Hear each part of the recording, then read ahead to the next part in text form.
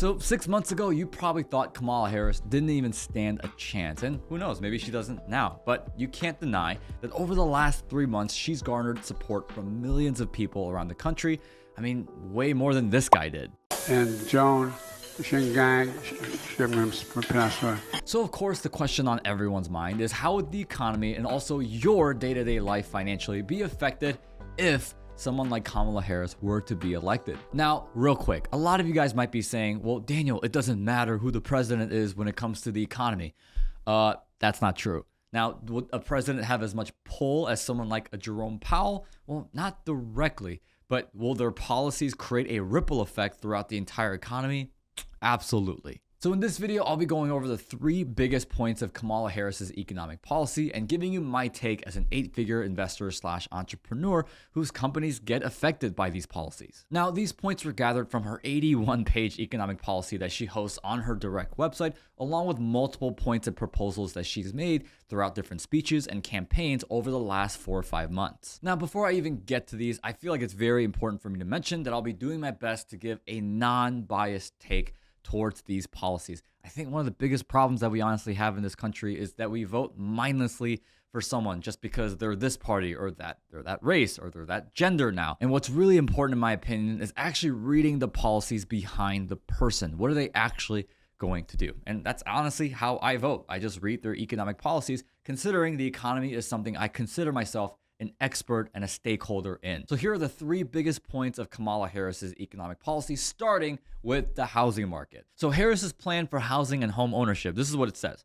Harris plans to address the housing crisis by constructing 3 million new homes to reduce shortages and bring down housing costs. She proposes tax incentives for builders of affordable homes, streamlining permits, and blocking large investors from buying up properties to rent them out, which drive up prices for individual buyers. Okay, so huge misconception I want to address first, which is that these big bad institutional buyers are messing up the housing market. So here's some statistics and research for you.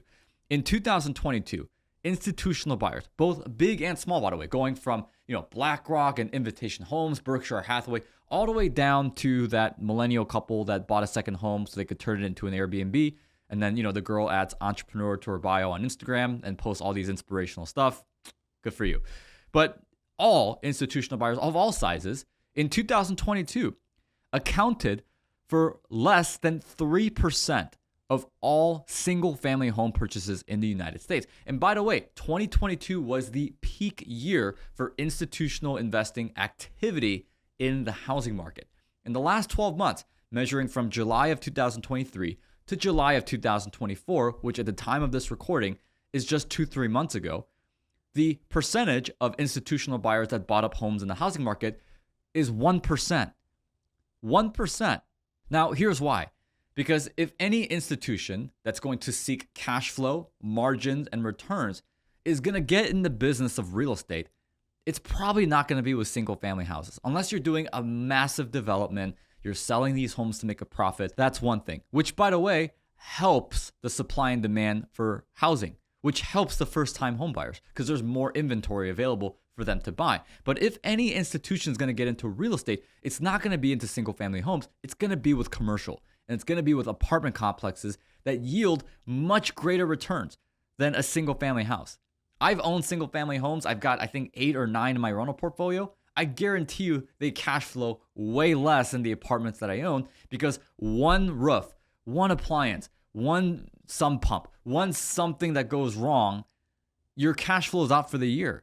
It's done. So if Kamala Harris is going to write out policies and spend time, energy, money towards going after these big, bad institutional buyers in the housing market, well, in my opinion, she's wasting her time. She's wasting her energy because number one, the problem's technically already been solved. There's not a whole lot of institutional buying activity anymore in the single-family housing market. And number two, I don't see that going up anytime soon. Now, regarding the rest of her economic policy with housing up until this point, because there's actually one more really important thing I want to bring to your attention, I would say there's good news and bad news. Now, when I say good news and bad news, I'm not saying good news or bad news for Kamala Harris. I'm not saying good news, bad news for Donald Trump. I'm saying good news and bad news for the American people. Like what's best for us, the hardworking Americans. Because man, there are a lot of homebuyers, first-time homebuyers, are really struggling right now. I got family members who've been looking for years and years and years, and they're having a really tough time finding a home. Now, here's what I like about Kamala Harris's economic policy when it comes to housing. In my opinion, the three things that she says, which are very good, are number one, she wants to build 3 million homes. She's proposing tax incentives for builders of affordable homes, and she wants to streamline the permitting process. So here's what I really, really like about the things that she says there is that it addresses the real issue. We do not have a price issue when it comes to the housing market here in the United States. We have an inventory issue. The issue is not that they're too expensive, it's that there's not enough of them, and that's why they are so expensive in the first place. Because, well, when you have between 2008 and 2015, 0 homes virtually built during that time because of the great financial crisis, and over the last 4 or 5 years, you've printed almost $10 trillion for reasons God knows what. One of them we know being Ukraine, Israel, Taiwan, all, in my opinion, could have better been serving us, the hardworking American folks. But nonetheless, I like the direction of where she's thinking. Now, do I think is going to happen? I'm very skeptical, and rightfully so.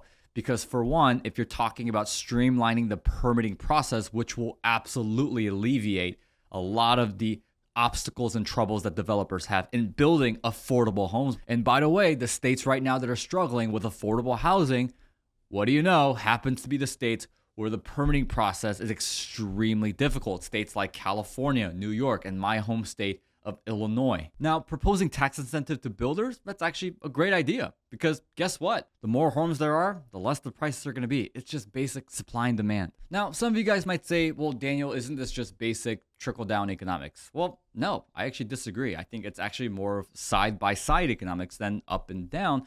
Because, well, let's think about it. Guess what happens to the profit margins for developers the more houses there are? Well, it goes down because the more supply of something there is, while demand stays the same, the value of that supply goes down, aka the prices that we see in the housing market. So if you're giving tax incentive to these builders, well, you're not actually passing off the cost to the consumers, you're passing off the cost to the government, which is exactly the way that it should be. Governments actually helping people and making lives easier. Now, all that being said, easier said than done. Do I think that she's going to accomplish all three of those things, like building 3 million homes and actually providing tax incentives for builders and streamlining the permitting process? I'm very skeptical, and rightfully so. Why? Because over the last 3.5 years, as vice president, she had one job, which is to control border policy and mitigate the border.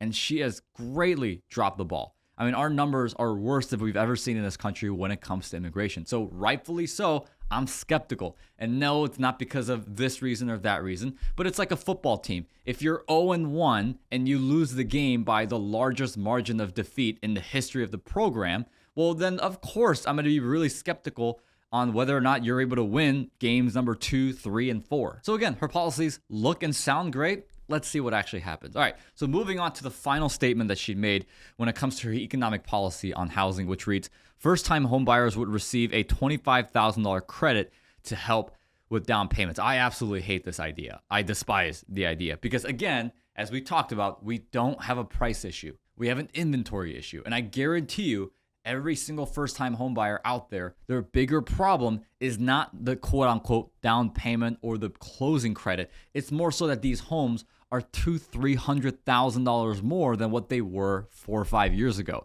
So all the budgeting and planning that they did leading up to wanting to buy their first home now goes out the window because now everything is worth $100,000, $150,000 more than it was even 3 years ago. So now because you also have these loans where you can get a loan for 1% down, 2% down, 3% down, and now you're giving them a $25,000 credit towards the down payment, well, you've completely destroyed virtually all the work you did to lower the cost of housing and fix the housing market because you now have an even more insane bidding war going on, more so than the market actually operating the way it's supposed to, which is under free market capitalist concepts. Now, in my opinion, what the alternate solution could be is instead of a credit towards the purchasing of a home, actually put in some tax incentives and policies that would make it more affordable in keeping the home. Costs like taxes, for one, insurance, interest. There's so many costs associated with owning a home. If you really want to stimulate the housing market and stimulate the economy, I would start there instead. So this leads us to point number 2 of Kamala Harris's economic policy, which is corporate accountability. And that reads, Harris aims to crack down on corporate practices that she claims hurt consumers.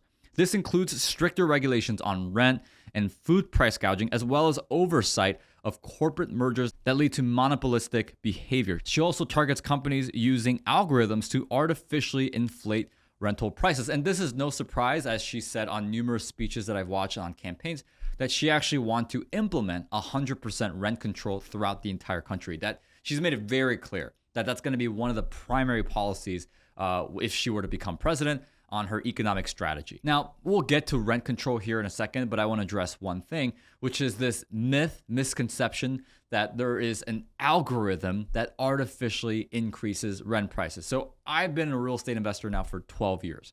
I had 87 doors by the time I was 23. I've done development projects. I've done all sorts of different strategies when it comes to the real estate world.